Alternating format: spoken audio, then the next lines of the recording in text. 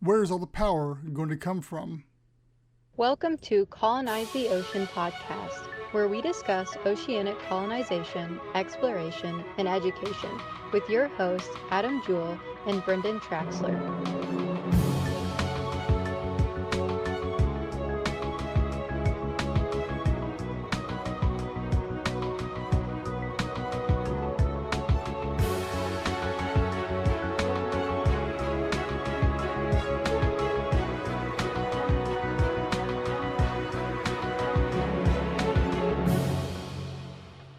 So, you know, I've been talking a lot about underwater data centers and just, underwater habitats in general. And one of the questions that also comes up, not as much, but needs to be answered is where do you get the power to run these things? If you're close enough to shore, in which, we're looking years down the road here, because at first we're going to be close to shore where you can run an umbilical from from a shore base to the underwater habitat or the underwater data center or what have you. But as you move further out, you want to be as isolated and self-sufficient as possible. And so then you start having to figure out things like how do you get communication to it, how do you get power to it, how do you get air to it, etc. So let's tackle the power question here and and what options are there. And in all these things, to try to be as green as possible is ideal.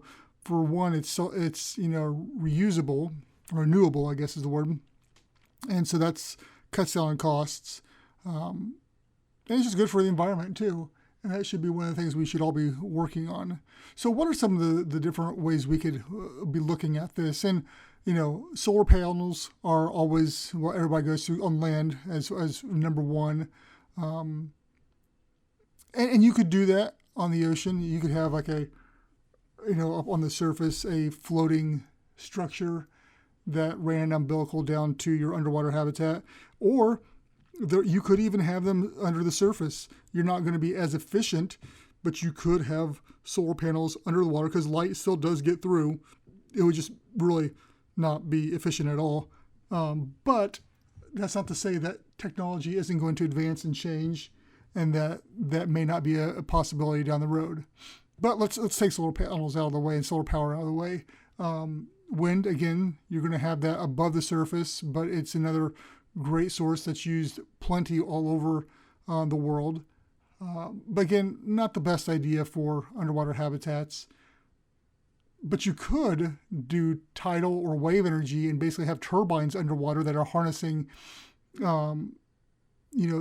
tidal waves or currents or whatever. So you could have an underwater, I guess it wouldn't be wind power, but it'd be, sort of situation set up there.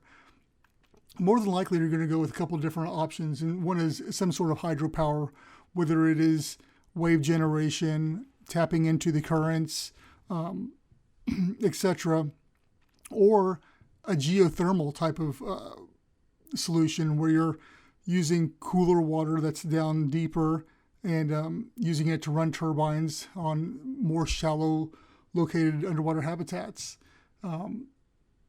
That is if we're negating any type of nuclear or other type of energy. So, I think that most, if right now, especially if you're looking at right now, you're going to look at it probably a geothermal type of setup for most underwater habitats if you were to build one today, that or some mixture of all the above with a battery bank on board. And when ASC, we talk about how we're a modular approach, and I envision a whole entire modular pod, whatever you want to call it. We haven't decided on how we're going to name those, but one just full of batteries. And so you can charge it throughout the day with either a diminished underwater solar bank, slowly charging these down there, or some sort of hydro powered solution.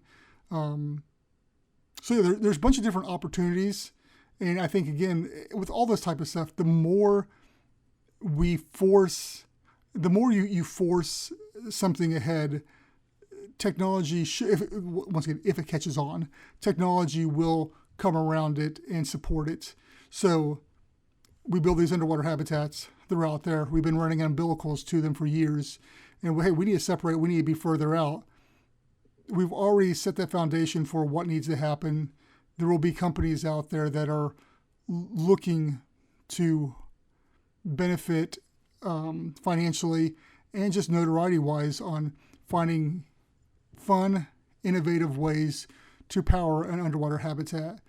So not a huge concern, but it's definitely a talking point on how do you power something like that when it's out in the middle of the ocean. So, since I tried to have a question at the end of most of these podcasts, these shorts at least, what do you think is the best route? How would you power yours? Would you go with a geothermal platform? Would you have underwater turbines harnessing currents? Would you even do some sort of like a biomass reactor where you're using algae and other stuff around there to turn it into some sort of a energy source? There's lots of opportunities and lots of different ways to find what is the most efficient, but how would you do it?